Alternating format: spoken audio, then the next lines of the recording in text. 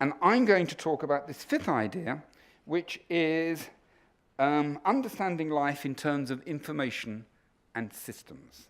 And this is more speculative, but I think it will be increasingly important. And I think it's using information and systems to give explanations in biology. Now, thinking about biology as a complex system is actually very old. I've traced it back to as far back as I could go, with about 20 pages in Immanuel Kant, would you believe, the philosopher, who talked about complex biological systems and how that was important for life. And he was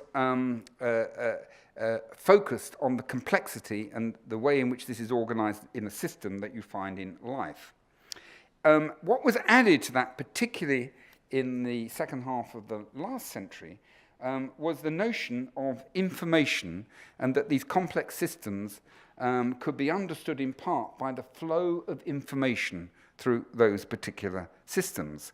And these systems operate at different levels. I'm going to focus on the chemistry in cells, but neuron systems in brains would be another example. Ecological processes in ecosystems would be a third. And the kernel of the idea is that you can understand and explain higher order biological phenomena. Phenomena like homeostasis, communication, reproduction, spatial and temporal organization of living things in terms of information and information flow through complex systems. So that's the starting point for this approach. And what it does is it emphasizes concepts like regulation, networks, organization, emergent behaviors, and I summarize it all in the following sentence. The objective in taking this approach is to translate the descriptions of the chemical and physical processes carried out in cells into the underlying system and the management of information within that system, i.e. gathering information, storing information, processing information, and using all of that to determine the outputs. And that's really the principle that we're talking about. Now, I think this is best talked about with just a simple example. And the simple example is, once again, DNA. Now, when we look at DNA, this double helix, mostly we just wax lyrical about the beautiful structure, okay? That isn't really where the beauty of DNA lies. The beauty of DNA is that it is a consequence of this structure that you can understand heredity, because understanding that structure tells you that what DNA really is a digital information storage device. And that digital information is stored in the order of the 4 different nucleotides that make up DNA and the sequence in which they are actually found. So the sequence of the nucleotides encodes information. It's digitally encoded, and as a consequence of the central dogma, which I referred to earlier, it will determine protein structure, which in turn will determine the characteristics of proteins, which determine the phenotype, the way that cells behave. But, and this is the important point, it's only when the chemical structure is expressed in terms of information and information storage that it makes biological sense. You can describe the structure in terms of angstroms and where things are placed. It makes no sense at all till it's translated into information. And that's what Watson and Crick did in their theoretical side of that paper. So we understand DNA and what it's done by thinking about information, in this case, how information is stored. And it's fundamental and critical to understanding biology. The second one is illustrated by this here. Now, I don't know if you're like me. I sort of understand most machines built before 1900. And then after 1900, it gets more and more vague, okay? So this is a picture of a steam engine I found in a boat built in 1892 in New Zealand. And what this is a governor, okay? And you can immediately understand it. This is an example of negative feedback. This is a spindle connected to the steam engine. It rotates. When it rotates, these balls are flown out. You can all understand that, yeah? And as a consequence, it lifts its collar, which turns off the valve that controls how much steam goes into the engine. Therefore, the steam is no longer going into the engine. Therefore, the engine slows down until the balls go back in again and the reverse happens. This is a homeostatic mechanism, a negative feedback control. But you only understand what it does when it's described in terms of a negative feedback control. Now, Jacob and Monod, great French molecular biologists of the 50s and 60s, proposed from their studies in bacteria of lactose metabolism that there was a negative feedback loop operating. And these are three metabolites, three chemicals, being catalyzed going A to B to C. This is the principle by different enzymes. And the concept is that as C builds up, it inhibits A to B, and therefore you shut it down. So therefore, if C is rising, then it'll be switched off, it'll go down again, and you'll have an oscillation around a mean. It's a negative feedback control. If, on the other hand, C acts in a positive feedback way, it becomes a switch. Because as soon as you start going from A to B to C, and then C accelerates A to B, you're on a one-way ticket. You can only keep going, and you become a switch. So you have an example of positive and negative feedback, which is critical to how metabolism is all regulated.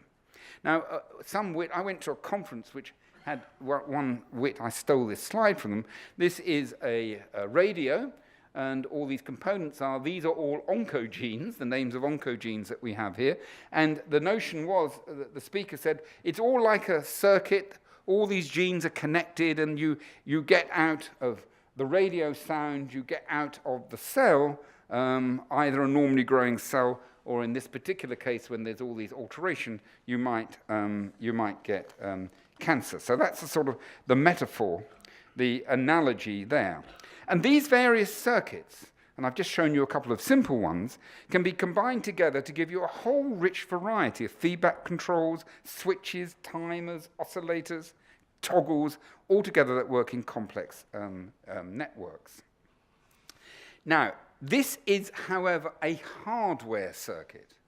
And it's very important to realize in biology, it's what's been called rather wonderfully by Dennis Bray, a wetware circuit, because you connect all the different parts of the biological system through water, through solutions and diffusible chemicals, which means that when you want to modify behavior, you not only modify the information that goes in through DNA and so on, but you can reprogram what is connected to what. So it's a much richer environment to imagine how things may actually be connected. So what this is arguing is that we should consider the cell as a complex chemical system, this wetware, and it acts really like a logical computational machine of linked logical modules. And that's the point that I'm trying to make here. Now I'm going to finish with just a few examples of where this sort of thinking might lead. And the first thing is that there are many analogies you can make to other complex systems, from the social sciences downwards.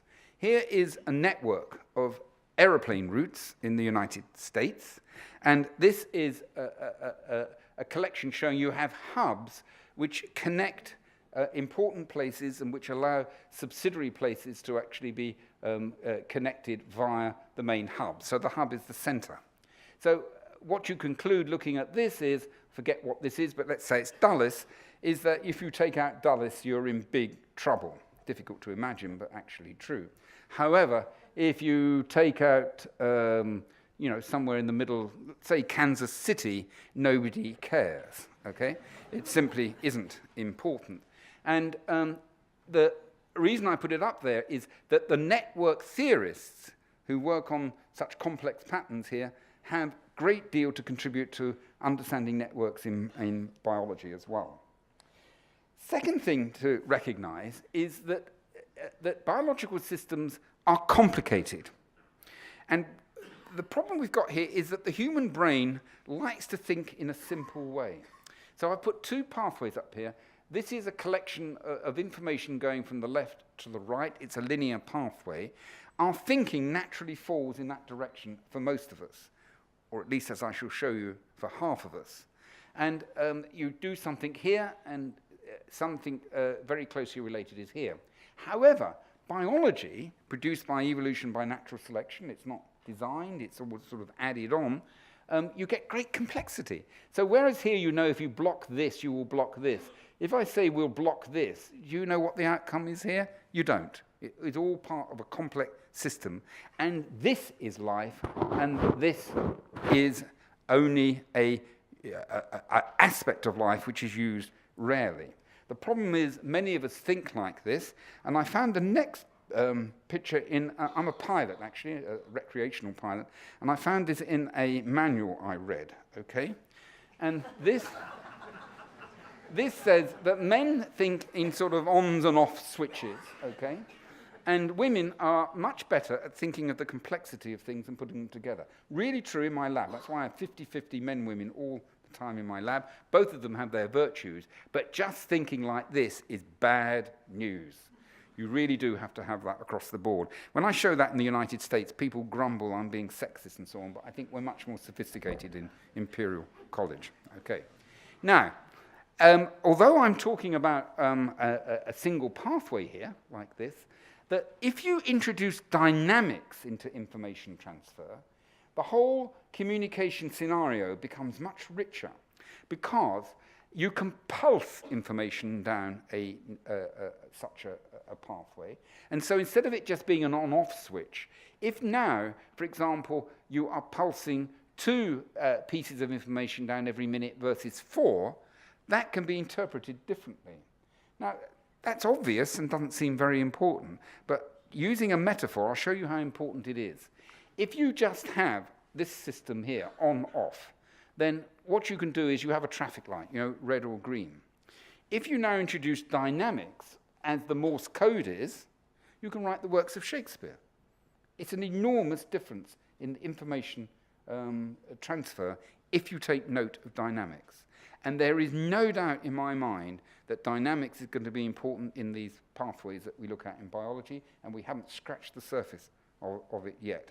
There is enormous complexity there, enormous information transfer, which when we do synthetic biology, where we try and build from bottom up on simple engineering principles, which is how it's normally done, we will miss this.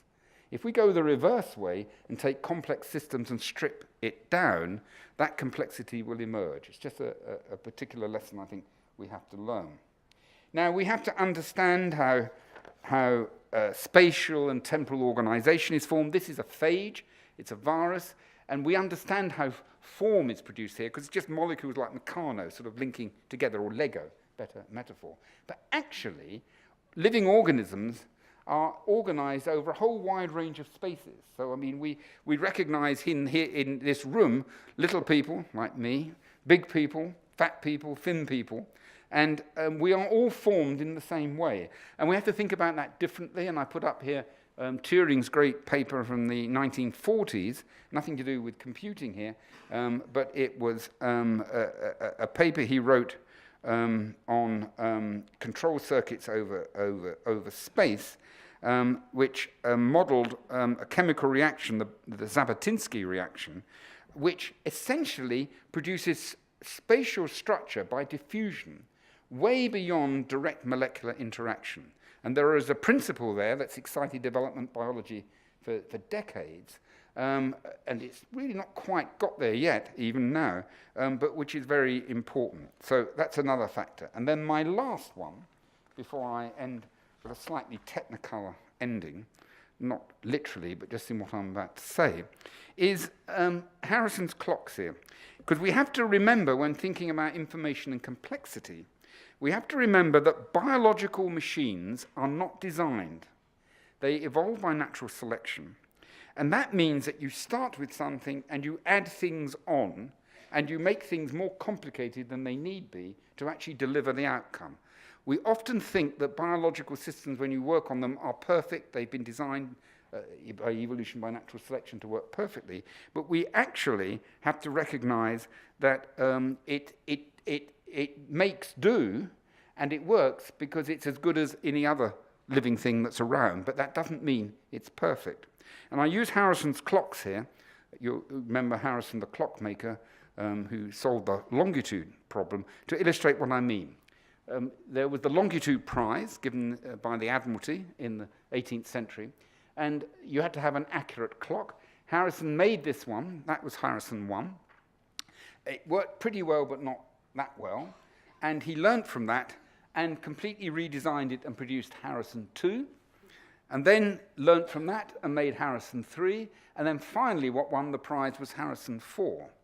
Now, each one of these steps was intelligently designed. So what you see here doesn't look anything like what was up here, in fact. But evolution by natural selection, by the time you got to Harrison's 4, clock should have many components that were up there that were still there. Our appendix is the obvious example at what we use. So we shouldn't try and be too clever. We shouldn't try and think that you have biological explanations by the simplest explanation, which is the way a physicist would think about it. We have to recognize the complexity and the redundancy that's around that. Now, I want to finish, I said, with a slightly technicolor few sentences, because what we're talking about here is complexity in information management.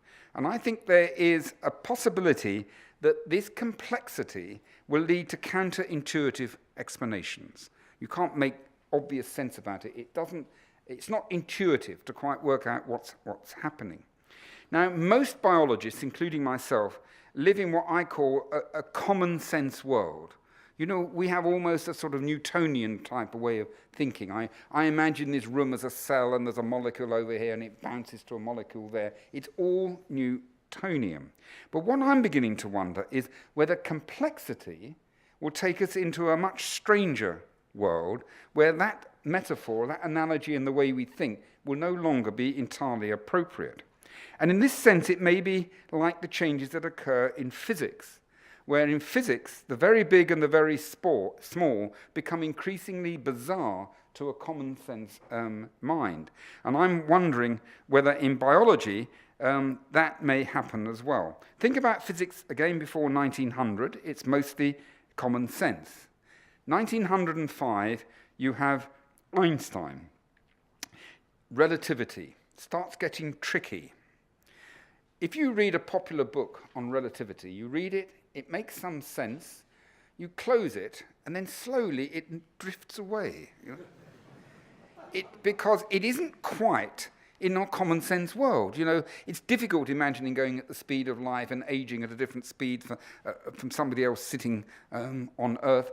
And it makes sense as you read it, but it isn't embedded in the way that we think. Now, if you have a problem with Einstein, move on to the 1920s and quantum mechanics, and you start living in an Alice in Wonderland world where nothing makes any sense whatsoever, where cats are alive and dead at the same time, and you can only make sense of it with mathematics and reasoning that is simply beyond the normal common sense. I can say this with great confidence because my daughter is a high-energy physicist. It's what she does. She works at CERN. And when I realized she doesn't understand it either, that I felt heartened by this.